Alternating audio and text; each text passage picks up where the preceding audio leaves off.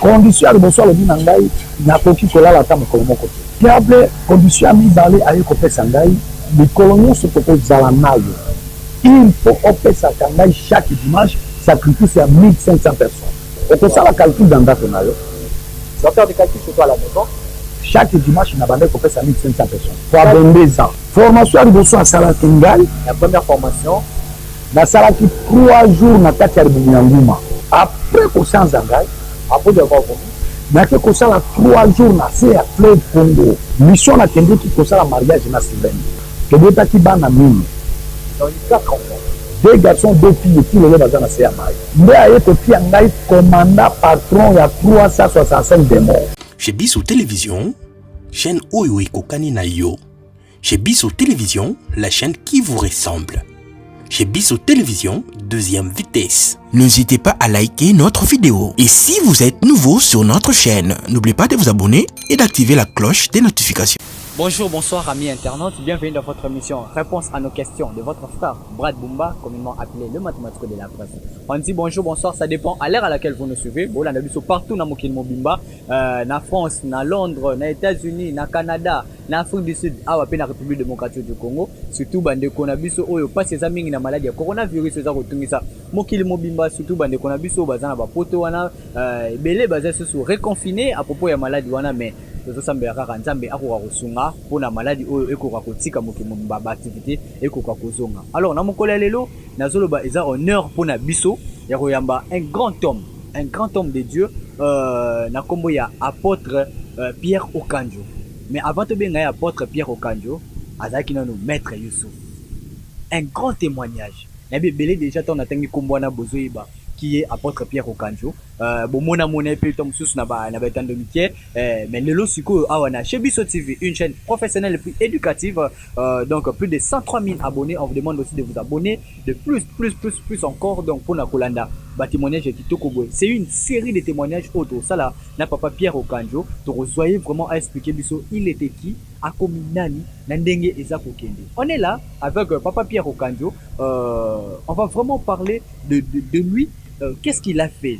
Mazaki Maître Youssouf. On rappelle, il était parmi ceux qui Bazami Balé, les grands marabouts d'Afrique.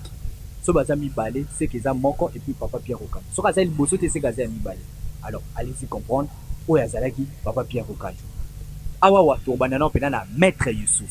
Avant tout comment na Papa Pierre Okanjo. Je dis merci à toute l'équipe chez Bissou TV. Merci à Bob Boukasaki derrière la caméra et puis à Chic Moukadi. Merci à toute la famille, à la grande famille chez Bissou TV. Merci à abonner à Bissou Nyonso. C'est un réel plaisir de vous avoir. Vraiment belé en fan pour Nakolanda. Bah actualité qui toque beaucoup de témoignages qui toque. On est là avec Papa Pierre Okanjo. Na pesi bande konyo sur Zolanda biso Shalom bote mingi na kombo neso. Je salue tous les gens qui ont eu le temps de nous suivre dans ce moment. On vous dit Shalom. Et donc, la première des choses, je vais vous dire, Yesu alobi nayaki na mokili mpona bato ya sembo te. Je dis ici, je ne suis pas venu pour les gens qui disent la vérité. Nayaki mpona bato mabe. Je suis venu pour les gens mauvais. Po asepelaka te bato mabe bakufa na mabe. Parce qu'il n'aime pas voir les gens mauvais mourir tout en restant mauvais. Mpe na monde entier bikelamu nyonso nzambe asala. Et dans le monde entier, bikelamu nyonso nzambe asala. Tous les êtres humains. Eza na ekelamu moko te oyo nzambe alingaka lokola moto. Eza te. Tout être créé par Dieu, il n'y a pas un être que Dieu aime plus comme l'être humain. Nzambe alingi moto koleka meme ba ange. Dieu aime l'homme plus même les anges. Yango na kati ya Bible okoki koyoka te Bible eloba nzambe alobaki tosala moto na elili ya angelo. Eza te. Aucune fois.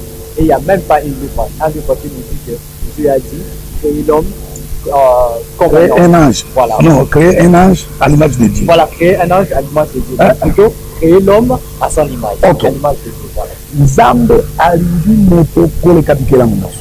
Dieu aime l'homme puisque tout être créé sur l'homme. Moto aza liboso na yo ndeko ozolanda ngai. Voilà l'homme qui est devant vous, devant la caméra là. Azalaki moto mabe koleka bato nyonso ya mabe na monde entier.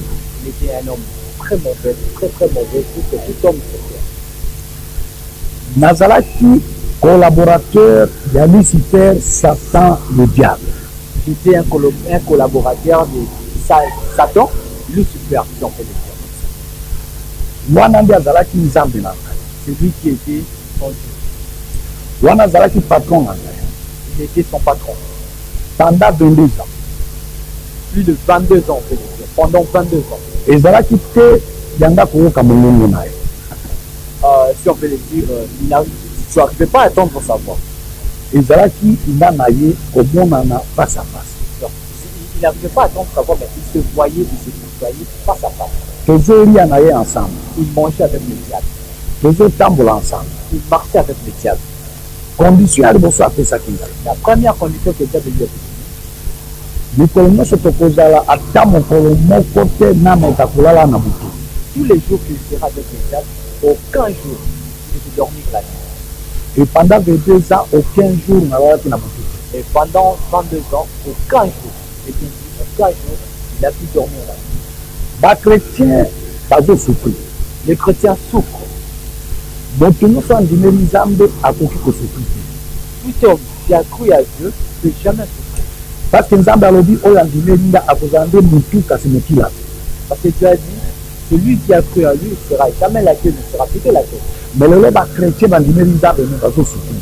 Aujourd'hui, nous les chrétiens, on croit à Jésus, mais on n'est pas la tête, on est la tête. mpo na nini? parce que bakristu balingi kolala pongi mingi. Pourquoi? Parce que nous les chrétiens, on aime plus dormir. soki olingi ozala moto monene na mondo, Si tu veux être un grand homme sur cette terre, olingi osala makambo ya minene na vi na yo, tu veux faire de grandes choses sur ta vie. olingi ozala moto ya mbongo, Tu veux être quelqu'un de riche, tu veux être riche, il faut olonga bapriere ya butu. il faut arriver à gagner des prières dans la vie. priere ya butu eleki priere ya moi. Les prières de la nuit est plus fort et plus efficace que les prières du jour. condition ya liboso alobi na ngai nakoki kolala ata mokolo moko te. La première condition, c'est de ne pas dormir la nuit. e pendant 22 ans nalalaki te. Et pendant 22 ans, il ne dormait pas. kolala na ngai kaka na kiti na moi, Pour dormir, il dormait que pendant la journée et puis sur des canapés ou soit kati ya motuka, ou dans la voiture. me na mbeto kolala te. Au lit, il ne dormait pas. diable condition ya mibale aye kopesa ngai mikolo nyonso tokozala nayo, il faut opesaka ngai chaque dimanche sacrifice ya 1500 personnes. Wow. Et la deuxième condition avec le diable, c'est que chaque dimanche, il faut faire des sacrifices de 1500 personnes. okosala calcul na ndako na yo, Tu vas faire des calculs chez toi à la maison. chaque dimanche na bandai kopesa 1500 personnes fois 22 ans, Chaque dimanche, il donnait au diable 1500 personnes en sacrifice. fois 22 ans Et ça fois 22 ans. napesa yo combien? 365 jours. Donc, mettons 4 dimanches des mois multiplié par 22 ans. Oui. Chrétien, Chrétien, okoki kosala bapriere ndenge olingi pendant 100 ans, vous pouvez faire de prières comme tu veux durant 100 ans. okoki kogene Vous pouvez pendant 100 jeûner ans, bon, durant 100 ans. okoki kosala baveye pendant 100 ans, Vous pouvez faire de veillées durant 100 ans. priere, Prière, jeûne, jeûne, veye, veillée. eza mpona kozwa richesse te. C'est pas pour avoir de richesse. Non. mpo moto azwa richesse, Pour avoir de la richesse, mpo moto asala makambo ya minene na vie, pour faire de grandes choses dans ta vie, il faut azala na vie ya sacrifice, il faut avoir une vie de sacrifice. koyeba kokaba,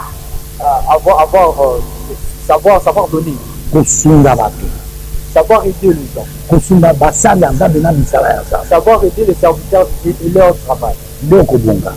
Là, tu vas réussir. mais soki osambeli kaka opesaka te okokufa pauvre. Mais si tu pries et que tu ne donnes pas, tu vas mourir pauvre. ndenge bozolanda nga wana Quand vous êtes en train de nous suivre, ebele basi basambela 20 à 30 ans mais aza pauvre. il y a plusieurs gens qui ont eu le temps de prier 10 ans, 20 ans, 30 ans, mais sont toujours pauvres. ebele basala jeune estomac etoboka docteur apekisa kozela lisusu te mais pauvre. Il y a plusieurs gens qui ont eu le temps de jeûner plusieurs temps, 10 ans, 20 ans. Il y a même des problèmes de leur estomac. Et le docteur a pu refuser que vous le faites, mais vous êtes ici là et vous resterez pauvre.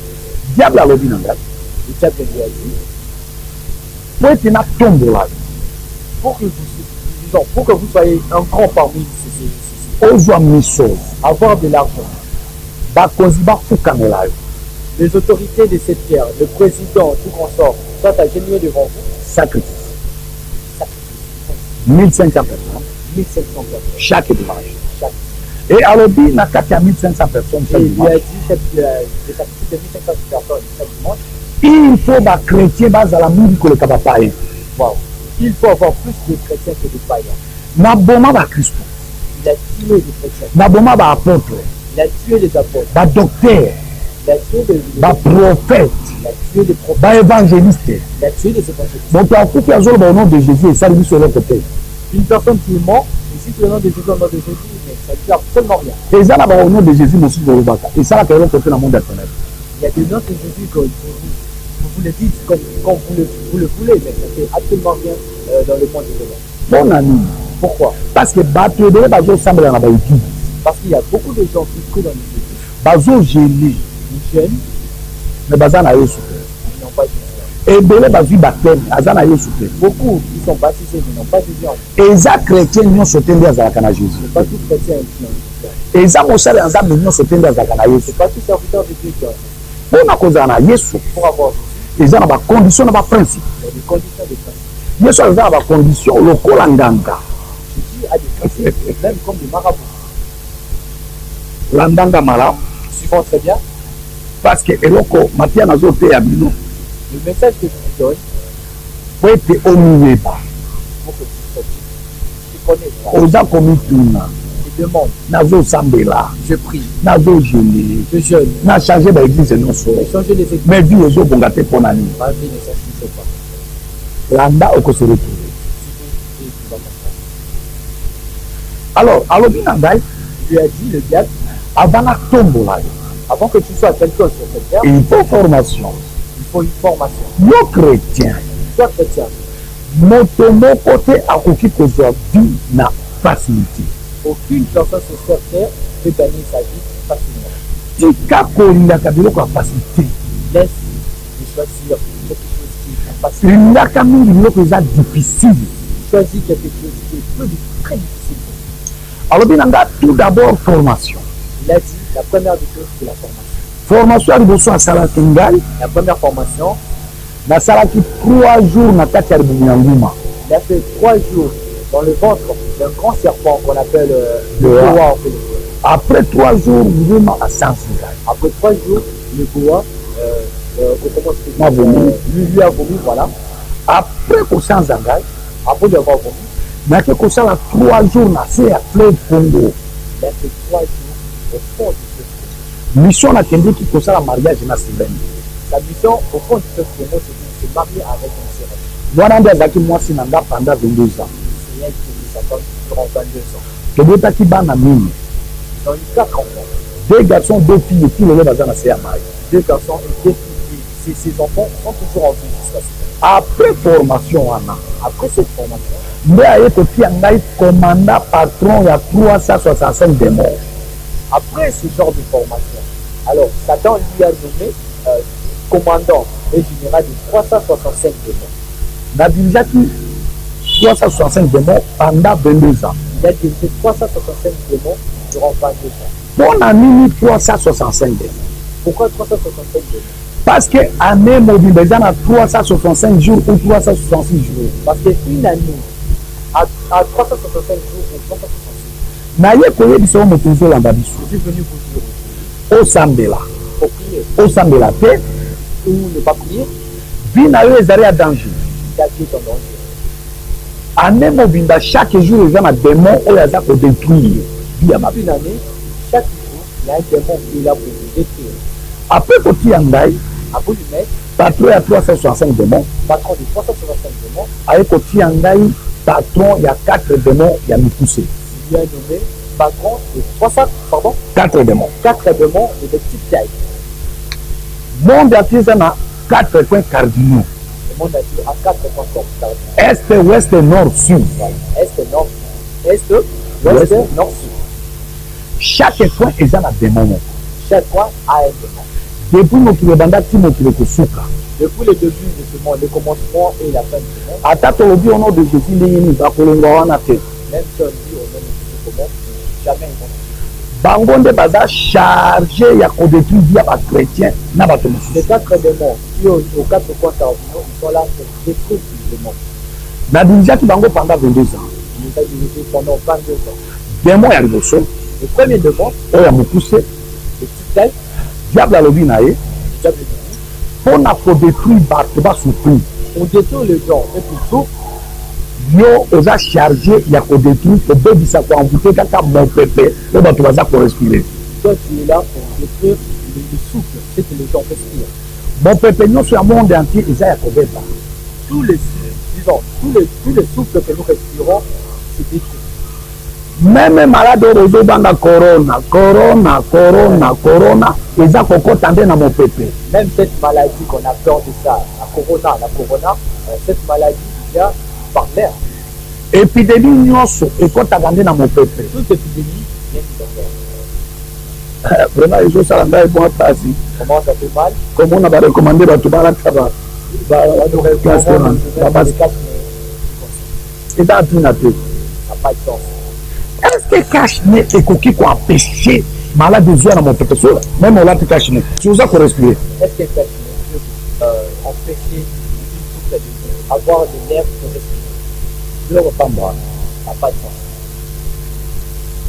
cache-nez ya solo Le vrai caché, jésus christ de nazareth malade wana cette maladie, o corona au corona, ezokota nde na mopepe ezwa na mopepe ça vient de l'air. sala makasi ozala na yesu biloko pamba wana ekozwa yo te Fais l'effort avant de faire encore. Il va se protéger. ye nde vrai protecteur demo ya mibale Le deuxième démon, diable alobi na ye le diable dit, po todétruire vi ya bato pour détruire la vie des hommes, yobebisa kaka mabele toi tu dois détruire la vie. parce que moto nyonso afandi na mokili ya kozanga konyata mabele te Tout homme sur terre doit marcher sur la vie. mabele nyonso ya monde entier eza ya kobeba Toute terre sur terre, diable atuninga yusufu le diable dit, le démon dit, mokili le monde, a français en français, babengaka ndenge nini aobi monde lui il a dit c'est le monde. alobi koma monde nakomi monde Il a dit écrit le monde, il a écrit le monde. alobi zwa de ya suka tia na ebandeli tanga monde epesi démon Il a dit essaie de renverser ça. Tu prends les deux derniers, mais ça dépend, ça dépend le monde. monde cela veut dire démon Le monde veut dire démon. naye kokomprendre ntango nakomi mosali ya nzambe apôtre bible elobi yesu azoloba ke bino bato bondimeli nga nayebi boza na kati ya monde me boza ya monde te J'avais compris ça quand je suis apôtre. Et quand je lui ai dit, vous qui êtes sur le monde, ne n'êtes pas dans ce monde. mpo na nini bon Pourquoi le monde? ekoma démon Pourquoi le monde est démon? c'est-à-dire C'est-à-dire, moto nyonso aza na kati ya monde tout homme qui est sur le monde, osambela te il faut que tu ne peux pas, soki otiki nano makambo ya monde te si tu n'aides pas, oza na kati ya ekombo impudicité tu es dans l'impudicité, oza na kati ya komela masanga tu es dans l'ivresse, oza na bande tu es dans le fumeur de chanvre, oza na basigarete tu fumes des cigarettes, okotaka bar tu es dans le bar, boîte de nuit nganda tu es dans le bois de nuit, tu t'occupes. otiki nano makambo ya kokotala banganga te kozwa bakisi Tu ne laisses pas d'aller voir des marabouts pour avoir des fétiches pour vous. oza occultiste magicien Tu es un occultiste magicien. monde ya ténèbre ekovote binage Le monde des ténèbres va vous. mpo na nini Pourquoi? bible elobi Le Bible dit, na mokanda ya esaïe un livre d'Ésaïe, chapitre 59 verset 1 à 3 chapitre 59, verset 1 à 3, bible ezoloba boye la Bible nous dit, loboko ya nzambe eza mokuse te mpo na kobikisa bato la main de Dieu n'est pas courte pour vous sauver. litoi na ye ekangama te mpo na koyoka priere na bino Ton oreille n'est pas fermée pour écouter. me kaka eloko moko Mais juste une chose, oyo ekabolaka moto na nzambe asufrir ce qui nous sépare de Dieu, masumu c'est le péché. kisi Le péché. porte d'entrée La pendant ya diable le diable, na badémon c'est le diable, na basorcier c'est les sorciers. baper souffrir moto Pour faire souffrir leur ezaka masumu c'est le péché. soki ozotambola sembo Tu manques de droit devant Dieu. meme mama na yo aza ndoki akokoka kosala eloko te Même ta maman est sorcière, tu n'as pas fait ça. eloko na ye koyebisa bino Ce Répentez-vous. Na oki côté ya bino mateya ya recevoir te na libaka yango te. Namonaka yango lokola eza mateya ya flatterie. Recevez. Depuis baloba recevoir mpo na bino ko recevoir nini. Problème na ngai mateya ezaka bible bato mibale bayaki ya na lite ya moko Jésus na Jean Baptiste bateyaki eloko misiti kaka repentez-vous. Mon problème, c'est que Bible elobi luka liboso bokonzi ya likolo cherche d'abord le royaume. et le reste oza nango besoin ekopesamela yo Sera donné comme tambola sembi Barcelone. banga nzambe On va faire de Dieu. luka nzambe Cherche linga nzambe aide. tosa liloba nzambe Comment se fait les dieux? Obéir à ses paroles. salela nzambe na biloko na yo Servir Dieu avec tout ce que tu as. wana Là, nyonso oza nango bosala okozwa tout ce que tu as besoin, tu as. wana toza na Deuxième démon. deuxième démon. C'est clair. Ok, terre. Nani afandaka na mokili sanke arespire mopepe Qui reste arespire mopepe te de l'air? Personne. na kati ya mopepe nde batiaka blocage C'est-à-dire, l'air qu'on respire. Combien de déchets? échec Combien de déchets? chômage Combien de pauvreté Combien la pauvreté? célibat Combien de pénibilité? ekomba Combien la bataille? Le combat. vie ya limitation makambo nyonso mabe batiaka na mopepe nani anyataka mabele te mabele nyonso eza ya kobeba c'est pourquoi nzambe alobi na mokanda ya Josué chapitre 1er verset 3 alobi bisika nyonso bino bakretien bokomata esika wana epesami bino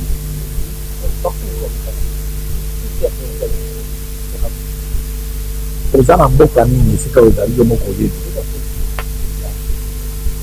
estce mabele ya mboka wana epesameli yo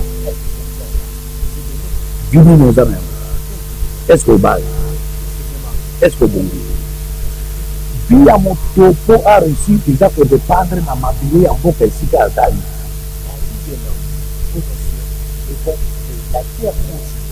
soki mabele ya mboka wana ezimi nyonso ekini kokolisi mabele Si la terre de cet endroit-là, c'est c'est troisième démon. on est là, Troisième démon. Yo obebisa kaka mai mai nyonso ya monde ya vitu eza ya kabela ata bamai bozomela milanilana eza ya kobela ça c'est la source esika mai wana eutaki bazobebisa ya parce que là déjà na monde ya afrique ezala fleuve océan la mer lac rivière bouche na se ya mai bato bazalaka bandako ezali bobengaka bango esprit de so nde bango baza vivre kodétruire mai emai boza koutilize soki omeli te okosukola soki osukoli te okolambela moto nyonso akusaka mai soki oza na yesu ya solo vi na oyo eza ya milele parce que chaque jour kobanda ntongo ti motu parce que tous les jours moto nyonso akoutilize mai mai nyonso amonaa tutu nde bisika diable na basosie batwaka demo ya mine kate diable alobi na ye bebisa moto oyo bamama baza kolambela ezala moto ya reso ezala gaz ezala charbon ezala kolo opelisi kaka oyolama eza na esprit moko ayaka avuki moto biloko nyonso ekobela na moto wana moto nyonso akolia biloko wana na ndako na tout le monde va pauvre bana basi nyonso bacélibataire bakosala mariage Ça, c'est marié. soki babali bakobala libala yaka tokufa Si c'est marié, ils vont se marier. Pierre, vraiment. oyo bakino balobaka yaka tokana Yakatopane. nga nabengaka yango yaka tokufa C'est fini, on va se mettre, c'est fini comme ça. wana eza libala te On va vous marier. libala nyonso ya ndenge na diable nde azalaka na kaka Tous les mariages. nde 4 demain C'est 4 oyo baza kootele jour ebi mpona kodécouvrir na vie omoni bato balobaka o diable aza moto ya désordre lokuta aza bien organisé On nous dit souvent que le diable est quelqu'un de désordre. Non, c'est une personne bien organisée. bien organisé Bien organisée. mpona kodécouvrir wapi Pour créer le tala avandi na mopepe Regarde, avec avandi na mabele il est sur terre, avandi na mai il est dans l'eau, avandi na moto il est dans l'eau. biloko mine nyonso wana chaque jour moto azali kokudia étudia Alors, il sait pas que tu sois quoi, que tu sois qui, tu es obligé de sikoyo oyo koleka wapi où est-ce que tu vas passer, okobonga wapi comment tu vas être, tu auras le bonheur. po ete obonga Pour arriver à avoir le bonheur, po ete ozala échappe na makambo wana pour échapper de tout il faut ozala na jésus pour avoir le bonheur. jésus nini nayebisaka bato monde entier bajésus baza mibale Il faut porter dans le nom de Jésus. Comment ça? eza na jésus ya 12 ans na jésus ya 33 ans Là, Jésus de 12 ans, là, Jésus de 33 ans. yo moto ozolanda biso oza na jésus nini bachrétien ebele na monde entier basalelaka nde jésus ya 12 ans Beaucoup de chrétiens dans le monde entier, yango komona ministère ya un serviteur de dieu ekolaka vous voyez un ministère de serviteur de Dieu. Ça n'arrive pas à chrétien asambela alemba bi ozobonga te chrétien aille le temps. parce que jésus a 12 ans asalaka miracle Parce que Jésus est 12 ans, il ne fait jamais de abikisaka te atambolaka te bien. jésus a 33 ans Jésus de 33 ans. oyo baloba babenga nzambe wa bishima Comment on appelle ça? Je sais pas. nzambe wa bishima Nzambe wa Bishima. cilomo kya makambi Voilà. pendant ye nde Voilà. soki oza na ye Lui là, si tu oza intouchable il est intouchable. moto moko osimba vi na ye Personne ne peut alors mpona kozala na ye la voir. eza na bacondition na baprincipe c'est-à-dire omiboya posa nyonso ya mokili oboya nde akoya kopanda na yo mais soki oyo nazosambela samedi oza na bar dimanche oza na église zéro Si tu et que le samedi, c'est dans le bar, et le dimanche, on est plus. paster na bavin ozomela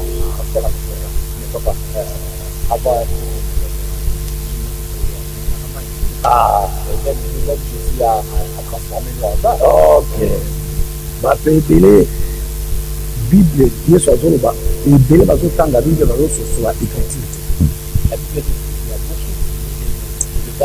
te yesu abimisaki masanga ya bato kolangwa te eza na 20 eza na 20 Il y a le vin, oyo eza na alcool te il y a le vin sans alcool, na 20 oyo eza na alcool et le vin alcoolique. masanga eza interdit soki omoni église ezoloba na bato kolangwa nde mabe mela moke mpona sante na eza église satanique Tu vois une chose, il faut boire, mais famille,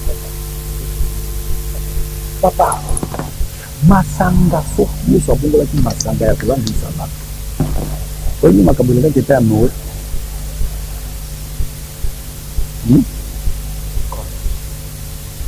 oyebi makambo elekaki epai ya lot na sodome e gomore ntango ce qui est passé chez l'autre, voilà, Sodome et Gomorrhe, ntango akimi na bana na ye ya basi mibale quand il a pris avec des enfants, oyo ya mokolo yaya alobi no tomelisa papa na biso masanga alangwa tolala na ye po tobota na ye la première a dit, donnons du vin à papa, nous qui sommes libres, on couche avec lui avant lui. mpe bamelisi masanga alangwe Dans le vin, la bière, la prise, fille na ye ya liboso alali na ye il s'est enivré et sa première fille, na oyo ya mibale alali na ye et la deuxième même, baboti elles ont eu des enfants. bana nini wana Quels enfants? moabi bon sikoyo natuni bino soki masanga eza malamu l'huile, la bière, le vin est bon, est-ce que papa akoki kolala na mwana na ye ya mwasi? est-ce que le papa peut faire son enfant? naza na baverse biblike na baémission ezoya nakopesa bino oyo eza kointerdit. Il y a des versets que je vais vous donner dans les prochaines émissions qui interdit l'alcool. bible na ngai elobi langwa molimo kolangwa masanga te. La Bible nous dit qu'il faut s'enivrer en esprit, mais pas d'alcool. nzoto ya moto ezali temple ya Saint-Esprit. Le corps de notre humain est un temple de l'esprit. Dès qu'un serviteur de Dieu ou bien moto nyonso azwika masanga alcool ekoti vin oyo eza na alcool ekoti Saint-Esprit po atuna atika. Wow. Donc, un corps humain, d'un serviteur de Dieu ou d'un tout chrétien, une fois vous prenez l'alcool à jeun, vous le dites avec nakopesa exemple mosusu je vous donne une image. avant tokende kosilisa. Avant de que vous nzambe atindi ange kende koyisa mwasi moko akobota mwana. va dire à une femme, tu auras un enfant. mwana wana Cet enfant, na ntango akokutana libomo atindaki ye epai ya nani? Epai ya Élisée, grande sœur ya Marie. il a envoyé chez lui la grande sœur de Marie. atindi ye epai ya nani? atindi ye epai ya mwasi ya Manoa, mama ya Samson. Il a envoyé chez lui, il a envoyé chez la femme de Samson. Non, La maman de Samson. mama de Samson. La maman de Samson. alobi na bango pesa bango condition Il leur a dit, donne des conditions. eke bakozwa zemi wana Dès qu'ils seront enceintes, moko te ameka komela alcool aucune nuit peut prendre parce que bana wana bakobutama baza basali na ngai parce que ces enfants n'achètent pas bameka komela masanga te. ne peuvent jamais prendre masanga eza mabe biloko nazoteya bino nde banzela oyo tobandaki kozwa bino na yango. Ce que je suis en train de faire, ce sont des points qui nous fait analyser à nous voir nous ce que nous devons. alors na baémission ezoya Dans notre émission, nakofungola mpenza basecret okomiyeba esika ozali. dans d'autres épisodes de cette émission, sur notre série, on va maintenant ouvrir beaucoup de bouches et connaître bien. biloko nauti kosangela bino wana nde baporte d'entrée mpona kokanga bino kokanga bino na bino. Alors, ce que je veux vous dire, ce sont des portes pour que on arrive à vous avoir, à voir vos âmes. et dès ke bakangi yo Et dès que eloko ya liboso la première des il choses, faut tobotola étoile. donc arrachez votre étoile. étoile ezali vi ya moto ezali minda Votre étoile, c'est la lumière. ata oza mwasi kitoko ndenge Même si tu es belle, ata oza licencié même si tu es licencié, soki kaka babotoli étoile tu en arraches votre étoile. okobala te, Tu ne vas pas te marier. okobonga te, Tu n'auras pas un tombeau. okozwa na vi ya malamu te. Tu n'auras pas une bonne vie sur toi. alors émission ezoya Alors, dans notre émission, tokokota na mozindo on va aller au profondeur. lelo ezali kaka présentation boyeba nani oyo abandi émission na chaîne oyo. Merci beaucoup. Merci. Cette émission, c'est des étapes de la présentation de connaître qui est apôtre de Pierre Okam. Voilà. Merci beaucoup, na abonné sur notre site. Alors, dans aujourd'hui, vous avez compris, on a eu le temps un peu de parler un peu en français, d'expliquer, parce que déjà quand on a dit, c'est le Congolais qui nous Oui. il y a des Sénégalais qui nous suivent. ezodépendre na Voilà. bato nyonso ya monde Il y a entier. monde entier. Nous, on va dire un peu. Oui. Omoni ntango papa abaki na moko po ameka komaîtrise nyonso wana ya motu alongi mai po lelo na monde azalaki na moto ate na mai mai ezonga ye kasi alongi mai ate na mobumu ya nguma bowa atamikowa ye ataki na zamba na bamoko ta apres aye komaîtrise motu kati epui okoma nsima ndenge atindaka bato wana bandeko wana mikufi epa mosali ya nzambe moko tokóma ntina bakoma oyo ezalaki nini komona deja ndenge nini que tofungoli Voilà. dossier. ndenge peut-être adadai ko Oui. et puis tu vois que ça 1500 personnes chaque Chaque dimanche. lipa na ye ndenge ndenge deja na lipa nde ezalaki makila na biso bilanga makila ya mayola pas 200 papa bien pe okoki kolala na chambre C'est soki aza na chambre moko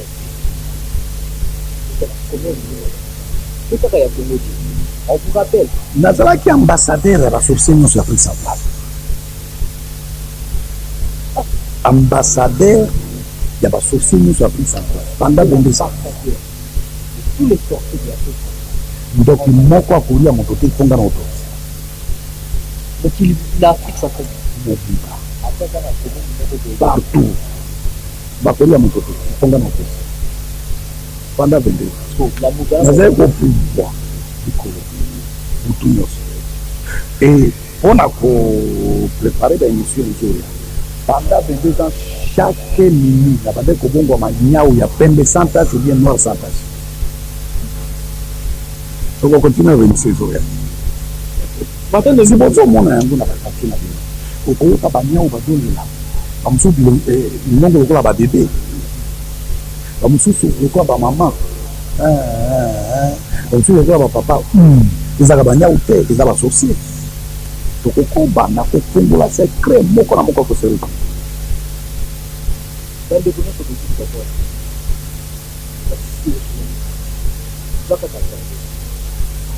Chaque jour, avec la bande de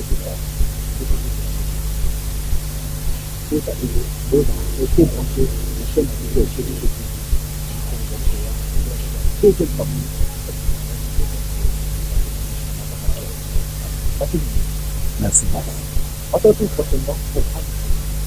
Merci beaucoup. Papa, numéro de téléphone, il a Bato nyonso bakomi kuta na baproblème wana numéro na ngai ya telefone ezali plus 243 99 455 92 20 wana nde numéro ya whatsapp oloki ngai okozwa ngai oui plus 243 99 455 92 20 on soit tombé à plus 243 81 500 94 49 direct nazaka na secrétaire c'est na secrétaire eza balolendo ya pamba wana nzambe atie biso basali ya bato mpo koyamba bato mpe kosunga bato na bato nde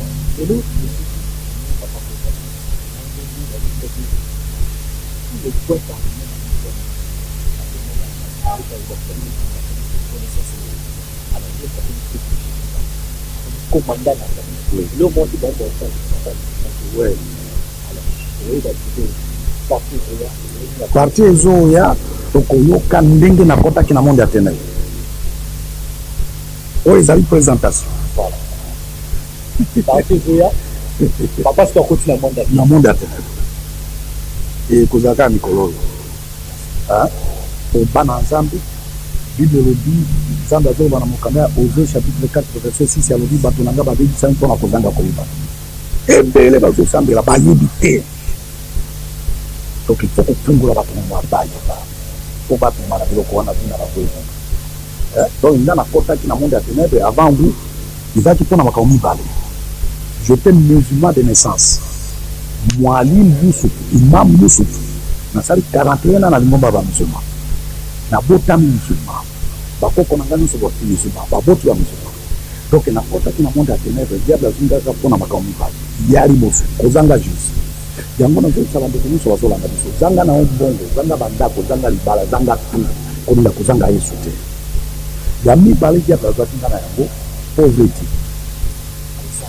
kozanga nde arme ya liboso ya diable oyo azwaka nango basi soki moto azangi ata ayibaka te akoyiba mwasi soki azangi mpasi eleki ata azaka ndumba te akoteka nzoto soki bazosambela bapriere na baeglise eloko ya liboso basenga epai ya nzambe nzambe longola pasi botika nano diable apema kobengana diable te bengana nde pasi nde eloko mabe koleka ata kindoki pasi wana eza esprit te pasi ezali esprit omoni me bamaladi oyo maladi moko ezalaka te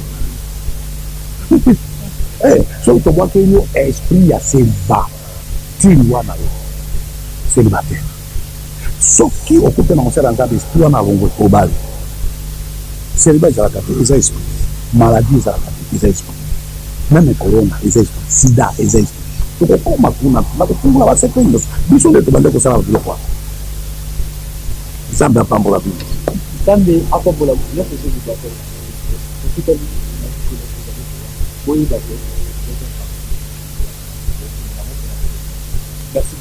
Merci beaucoup.